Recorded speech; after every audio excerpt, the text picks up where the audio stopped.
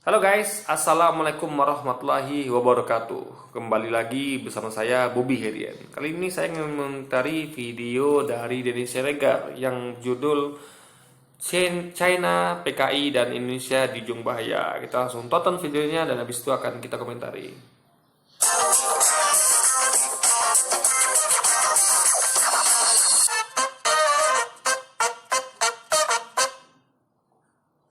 Mari kita belajar sejarah. Sesudah selesai Perang Dunia Kedua tahun 1945, dunia terbelah oleh dua ideologi besar, yaitu ideologi komunis dan kapitalis. Ideologi kapitalis ini diwakili oleh Amerika dan sebagian negara-negara Eropa, sedangkan komunisme diwakili oleh gabungan negara-negara di sebagian Eropa dipimpin oleh Rusia yang bernama Uni Soviet, juga oleh Cina. Perang kedua ideologi itu berpengaruh besar pada banyak negara di seluruh dunia, termasuk di Indonesia. Pada tahun pemerintahan Soekarno, Presiden pertama Republik Indonesia, negeri ini diguncang oleh kedua ideologi ini. Ideologi komunis di Indonesia diwakili oleh Partai Komunis Indonesia atau PKI. Partai ini pelan-pelan menjadi besar dan dianggap sebagai ancaman oleh Amerika. Meskipun Indonesia mendeklarasikan diri sebagai non-blok atau tidak berpihak pada satu ideologi apapun, tetapi panasnya api perang kedua ideologi ini tetap saja berpengaruh pada kita. Tetapi menariknya, Indonesia tidak seperti di Vietnam misalnya, di mana kedua ideologi ini berperang dan membagi Vietnam menjadi dua. Indonesia modelnya berbeda. Proses pertarungan ideologi ini dimainkan dengan model membangkitkan sentimen agama dan ketakutan bahwa komunisme itu ateis. Tonton gini guys. Saya apa dulu ya? Sepotong saya lupa nih. Ini bedanya adalah di Vietnam itu sudah menganut paham komunis ya. Indonesia hampir-hampir kita berpaham komunis gitu. Nah, dalam artian mereka memang langsung menguasai sendiri-sendiri negara guys. Mereka langsung menguasai pemerintahan. Itu komunis. Kalau mereka tidak, mereka tidak menguasai pemerintahan. Mereka hanya menjual ide, menjual ideologi. Jadi tetap apa namanya ya? Tetap kita tuh dikasih kebebasan. Anda boleh kapitalis, boleh tidak gitu. Amerika tidak mendikte kita. Mereka cuma menjual ide. Nih ada ide nih kapitalis nih. Anda boleh pakai, boleh tidak. Tidak memaksa. Tapi komunis memaksa. Itu bedanya. Komunis itu melakukan kudeta. Ya, mereka bahkan membunuh jenderal-jenderal terbaik kita. Mereka membunuh para ulama, para tokoh penting ya kan. Mereka memberontak. Jadi sekali lagi bedanya antara komunis dengan kapitalis. Ini dua ideologi menurut paling Islam sama-sama salah ya. Tapi kesalahan kapitalis itu mereka tidak memaksa. Mereka tidak sampai memaksa. Kalau komunis memaksa. Jadi lebih baik kapitalis dalam artian bukan pahamnya guys ya. Bukan ideologi ya, tapi dalam arti perbuatannya. Mereka tidak pernah memaksa Indonesia untuk menjadi negara kapitalis. Mereka hanya memberikan ide. Anda pakai silakan, nggak pakai nggak silakan. Tapi komunis betul-betul merusak seni-seni bangsa. Mereka melakukan pemberontakan, mereka melakukan pembunuhan. Jadi kalau Anda samakan komunis kapitalis itu beda guys. Nah, kenapa mereka tidak bertuhan? Karena tindakan mereka sendiri. Mereka melakukan tindakan yang mencerminkan kalau orang nggak bertuhan melakukan seperti itu. Contoh membunuh gitu kan, banyak korbannya. Membunuh orang itu guys menunjukkan orang yang nggak bertuhan. Karena dia seperti tidak mengenal dosa gitu. Dia nggak ngerti kalau dalam Islam itu ya membunuh satu orang sama dengan membunuh seluruh manusia di muka bumi. Luar biasa hukumannya. Ya kan ya? Ini jelas mungkin nggak orang yang bertuhan itu membunuh? Nggak mungkin kecuali khilaf. Tapi ingat, mereka bukan khilaf ya. Mereka memang berniat. Misal gini nih. Saya mengaku beriman, bertuhan. Berarti saya mengakui ada dosa dan pahala. Saya mengakui ada neraka. Dan saya mengetahui ada hukuman konsekuensi setiap apa yang kita lakukan. Nah, saya tahu hukumnya membunuh satu orang sama dengan membunuh seluruh manusia di bumi. Nah, ketika saya dirampok misalnya, kalau saya membela diri, saya nggak sengaja membunuh satu orang. Nggak sengaja. Misalnya saya lihat dia berbahaya, dia bawa pistol, saya tangan kosong, nggak mungkin atau saya cuma punya pentungan. Ini kalau saya pentung nih orang, dia bisa membunuh kami keluarga, maka saya pentung dia, gitu kan? Nah, mungkin kita nggak tahu kadarnya gitu kan, mungkin saya terlalu kuat sehingga dia terbunuh di tangan saya gitu kan, karena sudah mungkin saya khilaf, karena sudah panik gitu kan, karena bukan saya mulai duluan loh, saya cuma bela diri. Nah itu namakan khilaf. Nah itu bukan itu nggak bisa dikatakan saya nggak bertuhan, ya, karena saya khilaf. Berbeda dengan mereka. Komunis PKI ini memang mereka merencanakan untuk membunuh itu orang-orang, ya kan, mereka bahkan menghendaki Pancasila. Pancasila nih guys, kan yang mengandung unsur agama semuanya itu sebuah sila, ya kan. Semua sila itu mencerminkan dari perbuatan orang beragama, ya kan, ke ketuhanan yang Maha Esa, kemanusiaan adil dan beradab, persatuan Indonesia, kerakyatan yang berpilihan hikmat bijaksana dalam pengurusan perwakilan, keadilan sosial bagi seluruh Indonesia. Itu bukan perbuatan orang beragama. Maha Esa dalam beragama seperti itu. Dia pertama bertuhan, yang Maha Esa. Nah, bertuhan itu bukan sekedar ngaku punya Tuhan, tapi juga melaksanakan segala perintahnya dan menjadi sila larangannya. Dan itu dijabarkan di sila-sila lainnya. Dari sila kedua dan kelima adalah bentuk dari menaati semua perintahnya dan menjauhi semua larangannya. Dari sila 2 ke 5 itu penjabarannya gitu.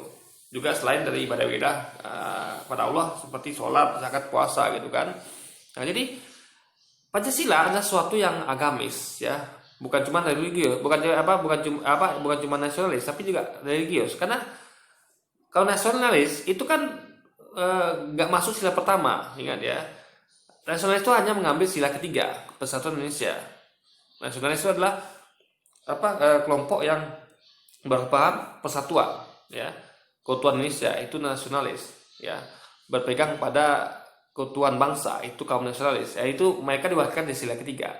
Tapi kaum religius agamis itu diwakilkan oleh sila pertama sampai ke 5 guys. Di Pancasila itu sebenarnya adalah penjabaran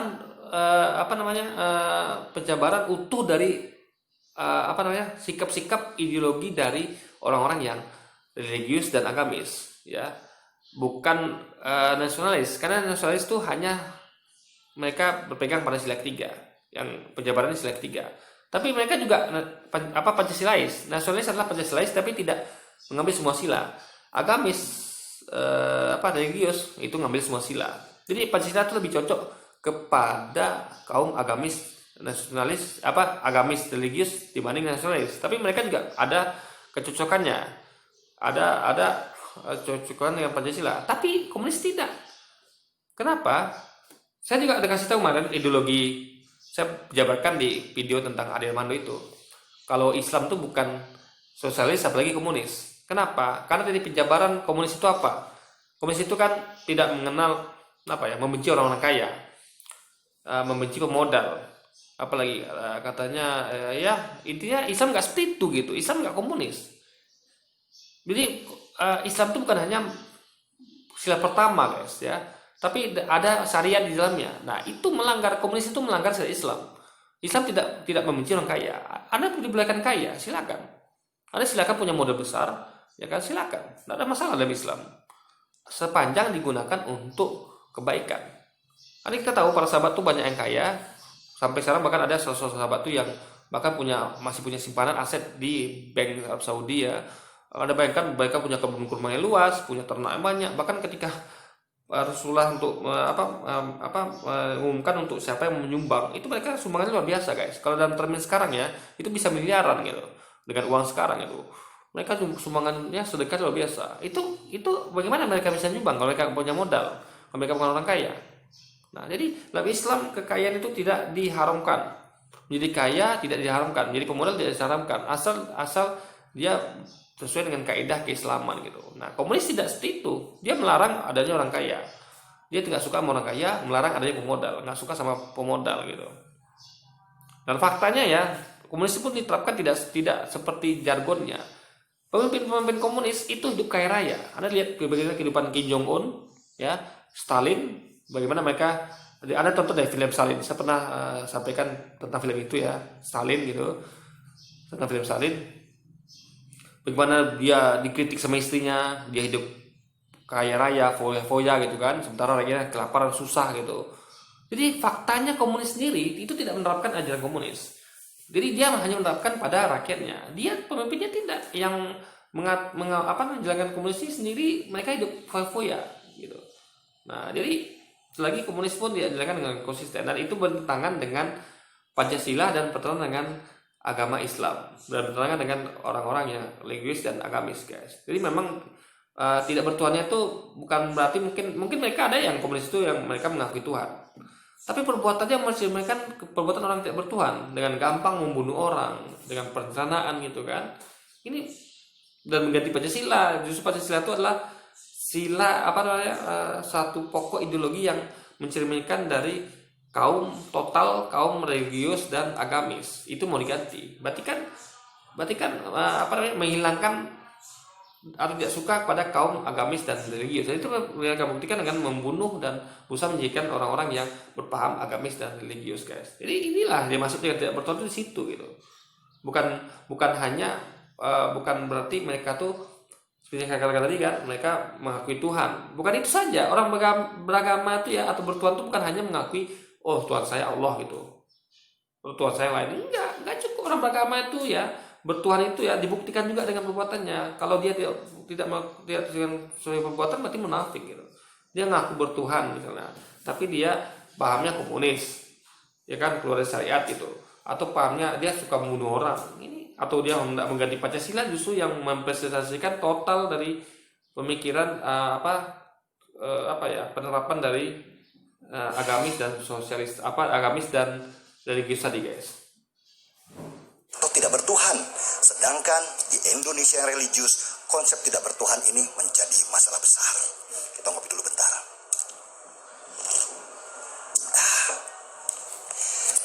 Dan akhirnya Soekarno pun difitnah memilih model komunisme sehingga ia dengan mudah dijatuhkan.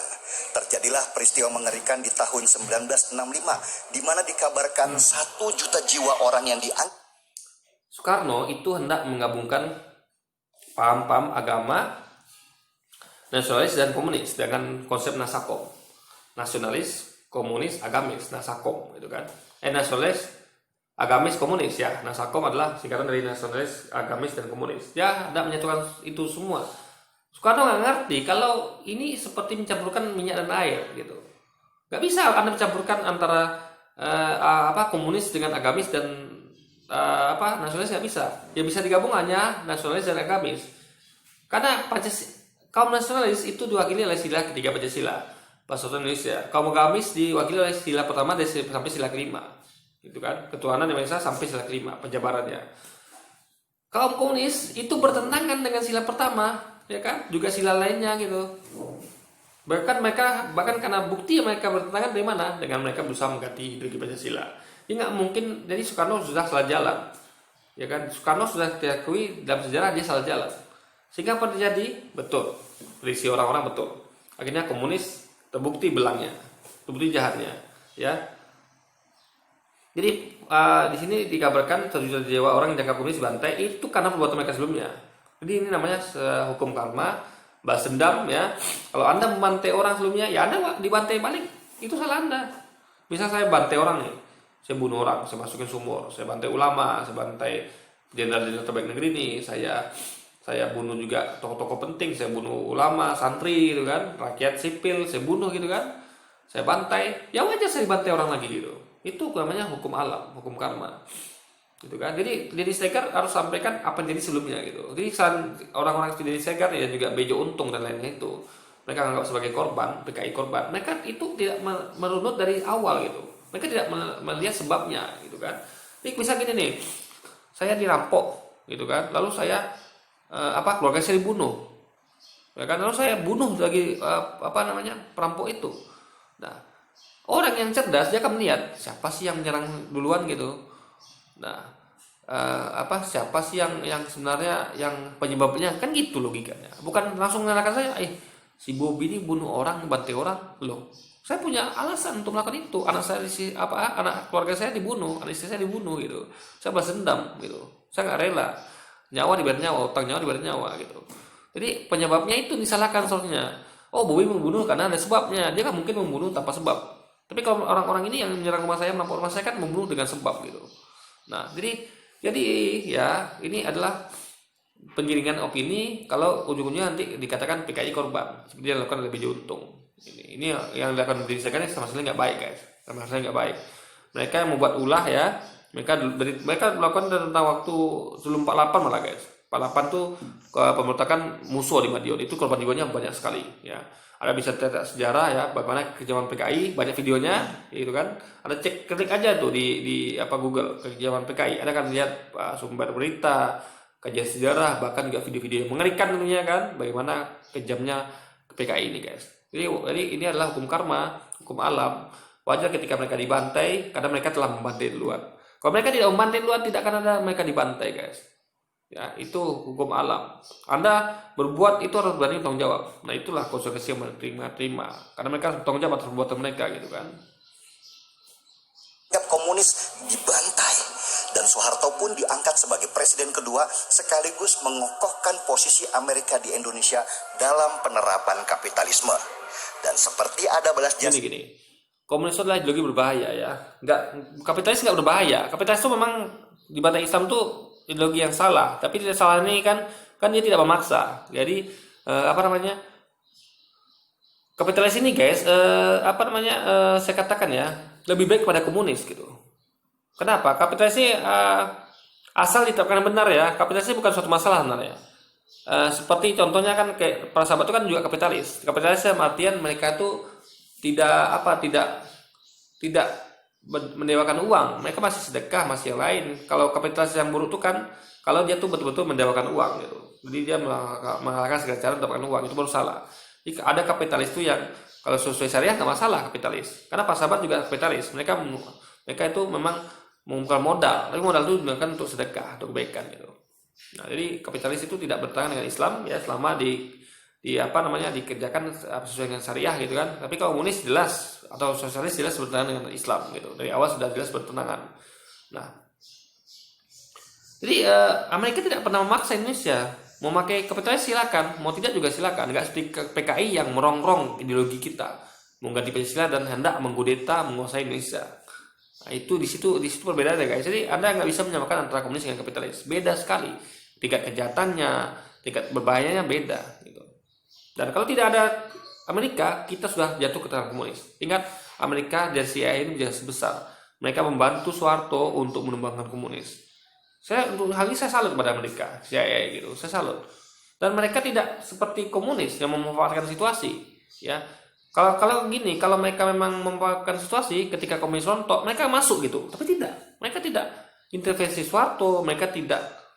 Kan balas jasa wajar dong. Kalau ada balas jasa tuh wajar. Kenapa? Karena Amerika CIA udah membantu. Wajar. Misal gini nih. Ada orang komunis hendak menguasai rumah saya. Dia hendak menumbangkan saya sebagai kepala rumah tangga. Dia hendak membunuh. Dia berusaha membunuh saya gitu. Dan dia berhasil membunuh beberapa orang keluarga saya. Mungkin anak saya paling tua yang akan sebagai penerus saya gitu kan. Seperti kematiannya intinya seperti itulah guys. Dia berhasil membunuh keluarga saya, berapa orang keluarga saya, nggak semua kan, bahkan saya hampir dibunuh. Lalu ada yang bantu saya nih, tetangganya anggaplah kapitalis, dia bantu saya untuk menyingkirkan komunis ini, karena berbahaya kan, sudah merongrong rumah saya sebagai PKI, merongrong Indonesia, udah berusaha untuk mengganti Pancasila, berusaha untuk mengkudeta gitu kan, menguasai Indonesia dengan ideologi komunisnya gitu, dengan cara. Nanti kalau Indonesia jadi komunis kan kayak Indonesia kan jadi seperti Rusia di zaman Stalin, di Soviet yang berbahaya itu guys, membantai ribuan jutaan rakyatnya. Juga nanti seperti Vietnam ya, yang Khmer Merah itu guys, Pol Pot yang kejam juga membantai jutaan rakyat.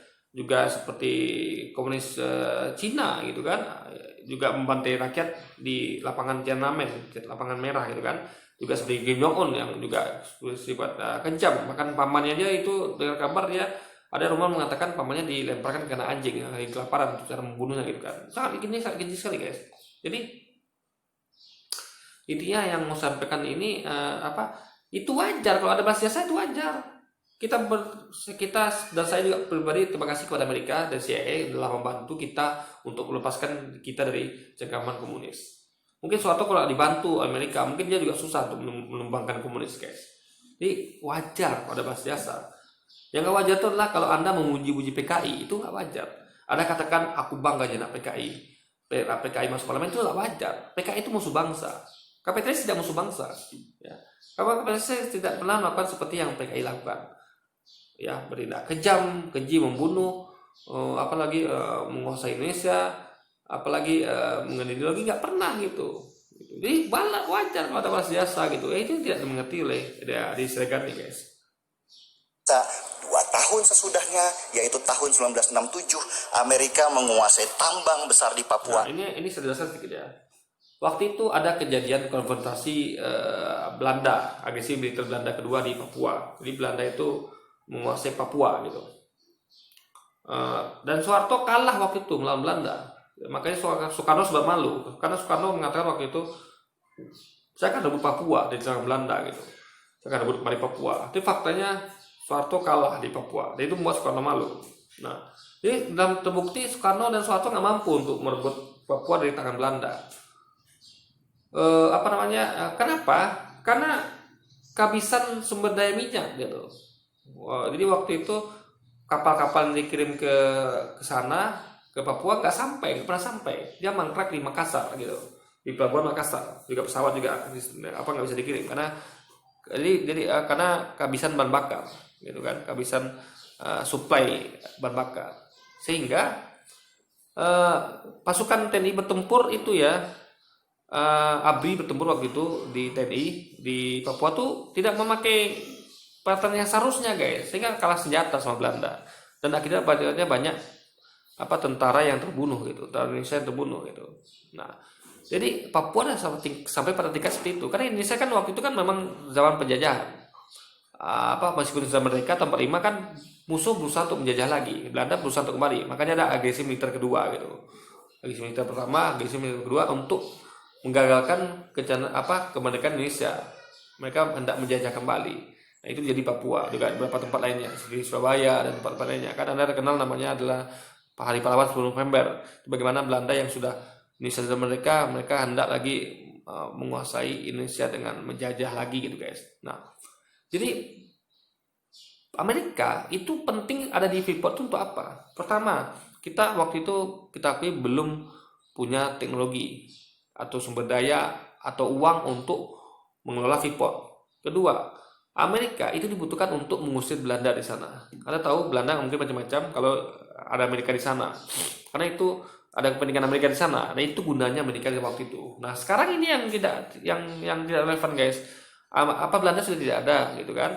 Kita sudah jadi negara yang berkembang. Nah, kita sudah punya teknologi kayak gitu seharusnya udah berpuluh tahun seharusnya gitu kan berlalu. Kenapa kita belum menguasai sepenuhnya Freeport? Itu masalah. Sekarang ini masalah. Kemarin tidak masalah dulu. Dulu nggak masalah. Ada purpose lain gitu. Ada kepentingan lain yang memang wajib kita lakukan, kalau enggak kita dikuasai Belanda gitu kan. Kok sangat beda. Kita soalnya jadi penguasa tunggal Freeport. Karena kontrak kan udah habis kemarin. Ya kan? Kita bisa ambil alih itu Freeport. Tinggal pemerintah berani apa tidak dengan Amerika, itu aja. Karena nggak ada situ kepentingan lain, nggak ada, hanya masalah mental saja guys. Dan waktu kita kalah, akhirnya kita masih bagi dua gitu kan. Di sini salah menurut saya. Ini bisa kritik. Kalau kemarin tidak bisa kritik karena memang kondisi seperti itu. Kita butuh Amerika untuk musuh Belanda gitu kan. Nah itu kalau kita baca sejarah, jadi baca sejarah itu yang benar gitu. Nah kita bisa ambil alih Freeport seluruhnya sebenarnya 100%. Kita soalnya punya sumber daya dan punya punya ini. Kan kita kan banyak nih sekarang BUMN beli perusahaan tambang. Kita bisa beli Freeport atau minimal belum punya uang, ya udah sabar dulu sedikit gitu kan. Karena kita nggak ada kepentingan wajib yang tadi, yang ngusir Belanda kan nggak punya. Kita bisa tunda dulu Freeport beroperasi gitu kan, karena kita bisa menyiapkan diri dulu kan, itu penting agar barang kita nggak disuruh terus oleh Amerika gitu, karena sekarang kita nggak punya lagi kepentingan untuk mengusir penjajah Belanda gitu kan. Itu poin saya guys, yang dinamakan Freeport. Kalau kita melihat dari awal sampai akhir, kita menemukan satu benang merah kesimpulan bahwa ujung dari semua itu adalah perebutan sumber daya alam di sebuah negara. Dan Indonesia termasuk negara yang kaya akan sumber daya alamnya. Di sini hampir semua ada dan berlimpah, sehingga ada lagu lama dari Kus Plus yang akhirnya berbunyi gini. Orang bilang tanah kita tanah surga, tongkat kayu dan batu jadi tanaman. Lagu ini menggambarkan betapa kayanya negeri ini dengan sumber daya alamnya. Ya, tapi ingat ya saya lagi ya, kalau Cina atau komunis itu berusaha menguasai Indonesia dengan langsung pemerintahannya, menggenggam pemerintahannya dan menerapkan ideologinya gitu kan, memaksa menerapkan ideologinya. Kalau kapitalis Amerika tidak, dia mungkin ada niat untuk menguasai dalam arti bukan menjajah ya, dia mungkin hanya mengambil keuntungan gitu. Tapi ini menurut saya juga bukan salah juga gitu, karena kita punya ketegasan menolak gitu, ya kan? Kemarin berani nggak kita? Kan Amerika tidak memaksa gitu kan. Nah, jadi beda guys, antara Amerika dan Cina beda gitu. Jadi sekali lagi ya, eh, kita harus lihat dari sudut pandang yang luas, yang punya wawasan, jangan sempit seperti yang ditunjukkan oleh Dennis Regar ini guys. Di tahun 2020 ini, kita seperti mengalami deja vu. Amerika dan Cina kembali berperang. Hanya kali ini bukan perang ideologi, tetapi perang dagang. Amerika dan Cina saling memboikot produknya dan banyak negara yang terimbas oleh perang dagang kedua negara ini. Indonesia posisinya sama seperti dulu, tetap mengandalkan sumber daya alam sebagai bagian tercantik dirinya. Cuma kalau dulu yang dieksplorasi adalah emas dan minyak, sekarang nikel menjadi primadona. Kenapa nikel? Karena dunia sudah menuju. Sepotong langsung saya lupa ya. Jadi di Instagram mengkritik Freeport Amerika. Amerika kok dibiarkan mengelola Freeport gitu. Maka sekarang terjadi gitu. Sedangkan pemerintah pun masih membiarkan Freeport mengelola sekitar 49% gitu. Nah, bahkan ada yang mengatakan rumor 50% itu nggak real 50% gitu. Ya itu rumor-rumor lah. Tapi intinya pemerintah masih membiarkan Freeport menguasai Amerika menguasai Freeport. Dan bahkan Indonesia membuat undang-undang baru Minerba yang memudahkan syarat bagi investor asing untuk masuk untuk mengelola barang tambang. Jadi ini sama kita kata dengan munafik guys. Dia ngomong di segarnya tentang jangan biar Freeport ini mereka jahat loh, mereka mengelola Freeport gitu kan.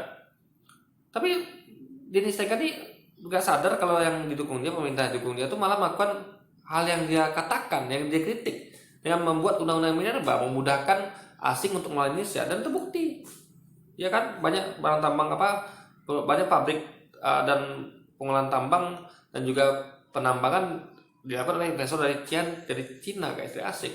Dan bahkan tenaga kerja juga asing juga masuk gitu, modalnya masuk, tenaga kerja masuk gitu, barang baku juga masuk dari Cina gitu. Jadi ini nggak konsisten gitu, antara ucapan dan perbuatan tuh beda guys. Itu yang sangat kita sayangkan. Jadi seakan-akan dia bela kepentingan nasional dengan mengkritik Amerika yang mencaplok atau bukan caplok, terus terang itu katakannya kerjasama itu dengan Indonesia dengan mengelola Freeport. Tapi di sisi lain juga ini kejadian sekarang, pemerintah sekarang malah memudahkan investor asing untuk mengelola tambang kita. Jadi ini kan munafik, sok-sokan nasionalis padahal dia sebenarnya tidak nasionalis gitu guys. Itu teknologi yang membutuhkan bahan baku nikel sebagai sumber utamanya. Menurut sumber dari Kementerian ISDN, Indonesia adalah negara dengan cadangan biji nikel terbesar di dunia. Lebih dari 30% cadangan nikel di dunia ada di Indonesia. Nomor kedua adalah Australia yang punya lebih dari 20% cadangan biji nikel. Baru kemudian diikuti Brazil, Rusia, Kuba, Filipina, dan Afrika Selatan. Bahkan di tahun 2019, Indonesia dinobatkan sebagai produsen nikel terbesar di dunia. Dahsyat kan? Kecantikan ini bisa jadi kebanggaan, sekaligus situasi bahaya buat Indonesia.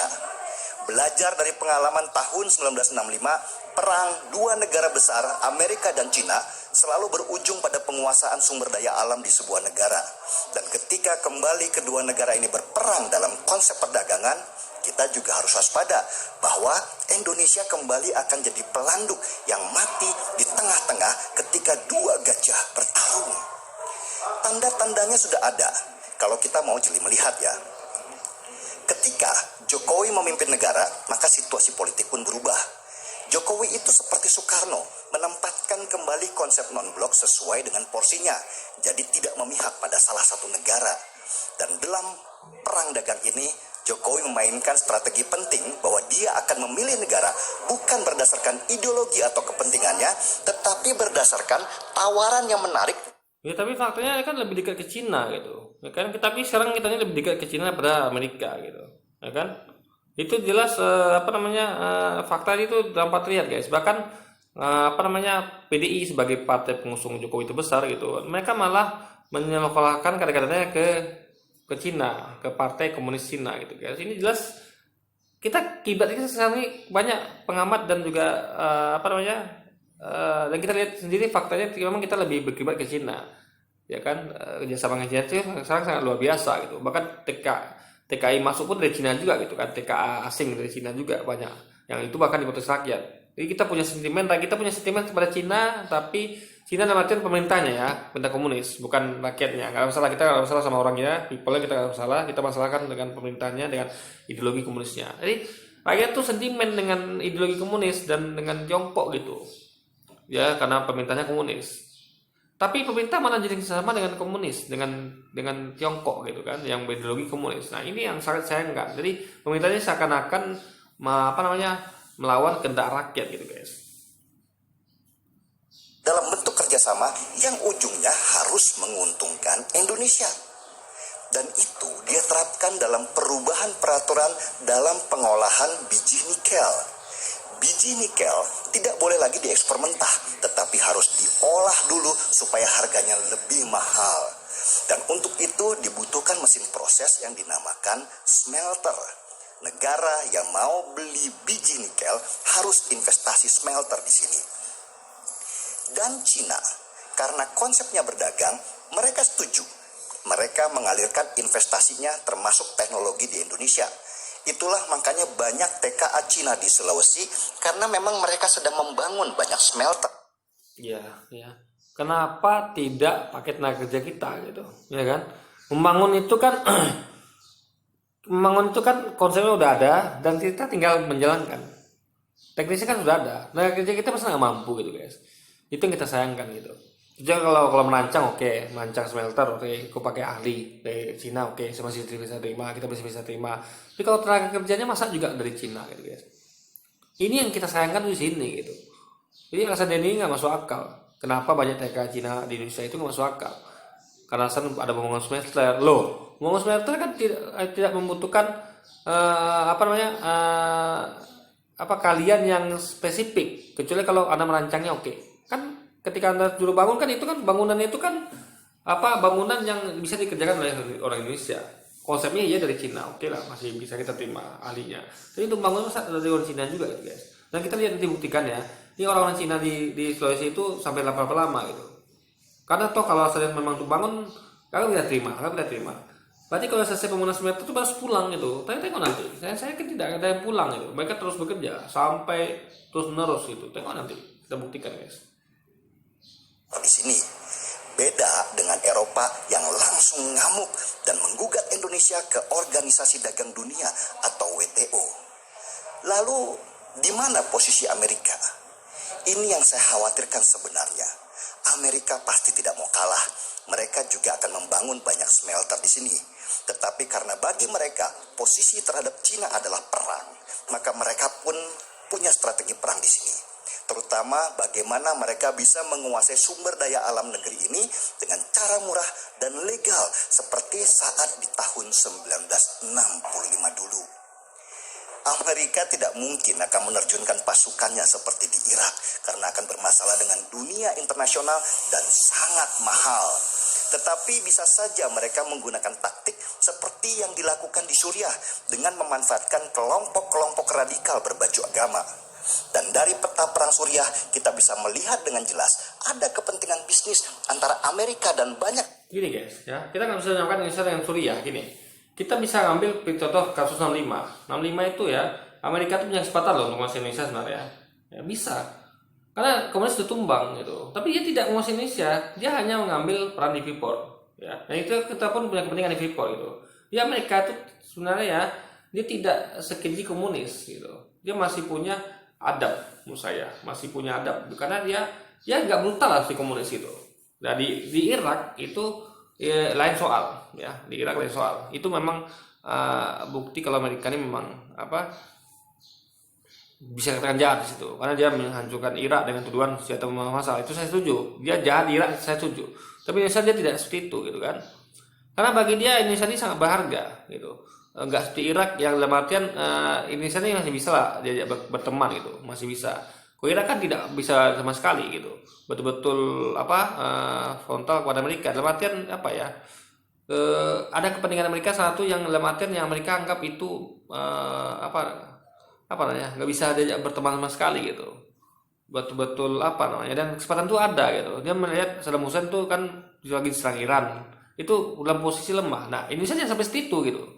Tapi Indonesia lemah pun tahun 5 pun dia apa-apain oleh Amerika gitu kan. Jadi apa namanya saya katakan ya, ada ada kejadian kontras di sini antara di Irak dan Indonesia gitu. Jadi Amerika seperti katakan ini nggak mungkin melakukan hal seperti itu di Irak ke Indonesia gitu, karena masih bisa diajak kompromi pemerintahnya. Dan Irak tuh mereka kan memang saya katakan ya, memang melawan Amerika gitu, melawan total Amerika gitu.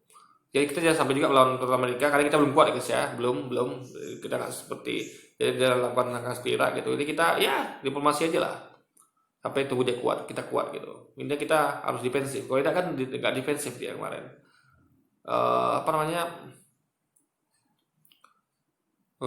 Di Suriah juga gini, jadi gini guys ya. Di Suriah itu ya itu apa namanya kan? Di situ tuh yang paling berperan situ adalah kalau ada nyalakan Amerika juga salah juga gitu. Amerika itu tidak berperan besar di Suriah. Yang berperan besar itu adalah Rusia dan Iran serta Turki. Iran itu menopang pemerintah Bashar Assad, ya, pemerintah Syiah minoritas yang keji, yang membantai rakyatnya, ya, badan dia minoritas gitu kan. Akhirnya tentu berontak karena rakyatnya dibantai gitu kan. Nah, dan mereka ingin lepas dari cengkraman Bashar Assad karena Bashar Assad ini pertama ideologi Syiah. Itu pun sebenarnya masih bisa mereka terima, tapi karena dia melakukan kekejaman, akhirnya bisa terima, maka mereka berontak. Nah, Turki bantu pemberontak ini, ya. Sementara pemerintah yang keji ini dibantu oleh Rusia dan Iran. Jadi kalau saya berarti pihak pemberontak, karena mereka ingin menjaga dari pembantaian rakyat gitu. Mereka nggak mau rela rakyat dibantai oleh pemerintah rezim Bashar Assad, maka mereka berontak. Siapa juga sih mau rakyat dibantai gitu kan? Jadi mereka melawan, fight back gitu. Ini nggak bisa disamakan Indonesia dengan Suriah, nggak bisa. Karena pemerintah kita kan tidak melakukan pembantaian pada rakyat, belum melakukan seperti yang Bashar Assad lakukan. Kalau pemerintah sekarang atau kapanpun nanti itu lakukan seperti Bashar Assad, maka akan timbul pemberontakan. Makanya pemerintah kan belum pada tahap seperti itu. Sehingga kita tuh jauh dari Suriah, kita jauh guys. Kita nggak seperti Suriah gitu kan. Jadi menyamakan antara Indonesia dan Suriah ini sangat gagal paham deh guys, sangat tidak nyambung dan tidak relevan gitu. Negara di Eropa dan Asia dengan para teroris di Suriah yang mereka sebut sebagai pemberontak. Mereka bukan teroris loh, mereka mempertahankan mempertahankan harta dan nyawa mereka, karena mereka kan dibantai gitu oleh Bashar Assad. Jadi sekali lagi ya, mereka bukan teroris ya. Jadi orang-orang yang pengen berjuang demi keselamatannya, demi hartanya, demi ya kemerdekaannya yang dizolimi oleh pemerintah Bashar Assad itu bukan bisa dikatakan sebagai pemberontak, nggak bisa. Sama misalnya kayak contoh, misalnya Indonesia dulu dijajah Belanda, dan Belanda itu menerapkan pemerintahan boneka gitu kan. Dia mengambil kacung-kacung, jongos-jongos gitu kan. Nah, kalau ada rakyat Indonesia yang dibantai oleh jongos ini, dizolimi, dikasih kayak ada pekerja paksa di Bukit Tinggi dan segala macam itu di Sumatera kan, orang Jawa dikirim ke Sumatera, Kalimantan dan segala macamnya. Kalau mereka tidak menumbangkan pemerintah boneka buatan Belanda kan boleh dan sangat harus malah, ya kan, pemerintah yang keji seperti itu kan boleh. Makanya nanti kalau misalnya pemerintah kita melakukan seperti ya pemerintah Suriah, Bashar Assad itu juga wajib tumbangkan gitu. Jadi kok sekarang kan tidak ada kewajiban karena pemerintah kita belum seperti Suriah gitu. Nah, ini beda guys kasus antara Suriah dan Indonesia, ya. Jadi kalau pemerintah sudah sampai pada tahap seperti itu wajib kita tumbangkan. Karena zolim pada rakyat dalam hal sudah membantai gitu kan, kita wajib tumbangkan. Kalau sekarang ini kan pemerintah kita belum pada tahap seperti itu. Jadi guys, jangan dikatakan orang itu pemberontak. Pemberontak itu dikatakan teroris? Tidak, mereka itu adalah pejuang. Ya, seperti dahulu kita menumbangkan pemerintahan boneka Belanda. Kita memberontakkan menir-menir gitu kan. Menir-menir apalagi jongos-jongos kacung-kacung Belanda. Yang itu mereka orang-orang kita sendiri yang mengkhianat. Kita tumbangkan, itu bagus sekali, malah wajib gitu kan. Jadi itu memang pemberontak, tapi pemberontak ini orang tepat juga. Itu sebenarnya adalah pejuang gitu. Pejuang kemerdekaan dari jongos-jongos menir-menir dari penjajah dari rezim Bashar Assad guys. Para teroris ini tentu tidak akan bisa besar kalau tidak ada investasi besar juga dari negara-negara yang mengucurkan uang ke mereka. Apa kira-kira timbal baliknya? Tentu ladang-ladang minyak di Suriah dan saluran pipa gas yang akan menguntungkan negara-negara besar itu. Bangkitnya kelompok-kelompok radikal berbaju agama di Indonesia yang kita sebut kadrun ini tentu harus diwaspadai benar. Karena mereka bisa saja menjadi proksi dari negara-negara. Ya, ini mereka ini sudah kenyang dengan tuduhan-tuduhan itu guys. Ya, yang disebut dilabeli, distigmatisasi Denny Siregar dan kawan-kawan ini sebagai, dan kelompoknya ini sebagai kadrun ini, mereka juga distigma sebagai radikal, teroris, intoleran, anti Pancasila, anti NKRI. Faktanya mereka tidak melakukan itu semua. Tuduhan itu semuanya terbukti fitnah, mentah. Ya, kita lihat banyak buktinya itu mentah. Dikatakan mereka mau makar, nggak makar. Mereka dikatakan rusuh, nggak rusuh. Dikatakan rusuh, teroris, nggak, mereka nggak pernah teroris sampai sekarang. Mereka tidak pernah membom orang kan? Pernah nggak orang-orang ini membom orang atau kudeta bunuh orang? Nggak pernah. Mereka demo damai gitu, bahkan rumput pun tak injak gitu kan, bahkan diakui sebagai demo paling super damai sepanjang sejarah ya, meskipun masanya paling banyak gitu guys, dan lain sebagainya. Mereka bahkan habis itu mereka bersihkan lingkungannya gitu kan, sampah-sampah semuanya. Bahkan ulama-ulama sejuk pun ikut seperti Agim gitu kan, ustaz-ustaz yang sejuk juga gitu.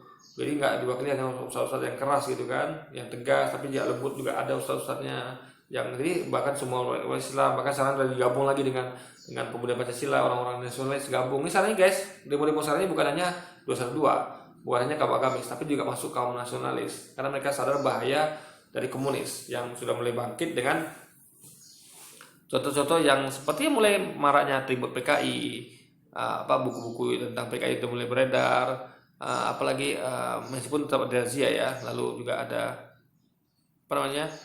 RUU HIP yang dicurigai hendak mengganti Pancasila dengan Trisila gitu, dan hal-hal lainnya gitu, statement-statement aku bangga jadi komunis dan sebagainya. Jadi sekarang ini sudah mulai kaum nasionalis sudah mulai sadar bahwa kaum agamis ini benar dan harus dibantu, karena negara nggak boleh dikuasai oleh komunis. Nasionalis itu musuh komunis, agamis juga, sehingga mereka bergerak karena mereka merasa ada yang mereka merasa bahwa komunis itu mulai timbul guys, sehingga mereka bergabung dengan barisan kaum agamis. Akhirnya agamis dan komunis bersatu untuk mengganjang komunis Besar. Tentu tidak secara langsung, tetapi penyalurannya bisa lewat partai-partai politik atau politisi yang punya kepentingan untuk menguasai negeri ini.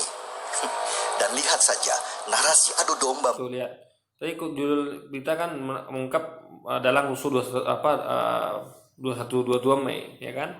Apakah terbukti dari kelompok 212? Tidak terbukti. Polisi mengatakan tidak, memang ada penyusup gitu. Yang melakukan bukan kelompok dari 212 atau kelompok yang demo pilpres tidak, tapi ada penyusup guys. Ini sekali lagi jelas tuduhan dari Siregar dan kelompoknya tidak pernah terbukti. Stigmatisasi itu nggak pernah terbukti, ya kan? Itu faktanya di situ guys. Mereka ada PKI, ada kebencian terhadap Cina, mencap Jokowi dan PDIP sebagai komunis. Narasi ini mirip dengan situasi yang terjadi di tahun 1965 saat kebencian terhadap Cina digembor-gemborkan dan Soekarno dicap komunis sehingga terjadi perlawanan. Tidak ada yang melawan Soekarno, tidak ada, ya, tidak ada melawan Soekarno. Ingat, kejadiannya adalah komunis memberontak duluan, gitu. Jadi setelah komunis memberontak, baru kita ganyang mereka. Jadi sekali lagi guys, salah kalau dikatakan, ingat kita nggak duluan loh, kita hanya demo, kita hanya ingatkan, jangan sampai kita dikuasai komunis. Jangan biarkan komunis ideologinya berkembang, bukan hanya kalau mereka nanti ideologi partai udah besar, enggak, kecil pun harus kita waspadai. Ayo kita waspadai komunis, kan itu demo-demonya gitu. Jadi nggak ada yang melawan Jokowi, nggak ada. Dalam artian melawan seperti mengkudeta tuh nggak ada, hanya mengingatkan, nasihati, kritik gitu. Jangan sampai negara kita dikuasai komunis di tahun 65, karena bau-baunya sudah ada gitu. Jadi kita kan ingin kebaikan gitu. Karena udah kejadian kita tahun 5, kita mau bisa bilang apa? Ya kan, tidak sampailah kita dikuasai komunis guys, itu intinya gitu. Jadi nggak ada hubungan dengan melawan Soekarno, melawan Jokowi, itu nggak ada hubungannya, ya kan. Kita sebagai orang agamis dan nasionalis mengingatkan, Jangan sampai dikuasai oleh komunis di tahun 65. Jangan sampai kejadian tahun 5 yang buruk itu, yang pahit itu terulang lagi guys di negeri ini kita ini. Jangan biarkan komunis hidup di Indonesia walaupun cuma ideologinya, jangan sampai. Semua ini adalah desain besar dan bukan riak-riak kecil saja. Mereka terus melakukan propaganda berulang-ulang di daerah supaya narasi PKI dan komunis dan kebencian terhadap Cina semakin terbenam di dalam benak dan akhirnya meledak. Ingat ya, kita bukan benci orang Cina, kita benci pada pemerintahan komunis Tiongkok. Kita benci pada ideologinya, bukan pada orangnya. Ingat itu, yang perlu dicatat, bukan kita benci pada orangnya, bukan. Kita benci pada ideologinya, benci pada pemerintahnya yang berhaluan komunis, guys. Di dalam perlawanan, mereka sabar untuk itu, sesabar kita juga dalam melawan propaganda mereka. Secangkir kopi ini jadi saksi kalau kita bukan sedang membela Jokowi dalam bentuk sosok, tetapi kita membela NKRI supaya bisa tetap berdiri. Ini dia pandangan beda nih guys. Jadi saya nih pandangan berdasarkan ini salah total gitu. Dia sebenarnya nggak sadar kalau dia sebenarnya bukan sedang membela NKRI. Dia nggak sadar kalau kita nih dia tidak sadar dia tidak waspada terhadap kebangkitan komunis. Itu salah dia guys. Dia bagaimana bisa dikatakan dia membela NKRI kalau dia nggak waspada terhadap kebangkitan komunis gitu. Karena yang berusaha menguasai Indonesia ini kan komunis, bukan kapitalis. Ya, kapitalis itu hanya mengambil keuntungan. Tapi komunis lah yang biang kerok ini menguasai sebenarnya, sampai mengganti ideologi segala gitu kan, dan mengambil pemerintahan dengan kudeta. Oke, jadi sekali lagi mungkin begitu aja dulu video kita kali ini guys. Sampai jumpa lagi di video-video selanjutnya. Wassalamualaikum warahmatullahi wabarakatuh.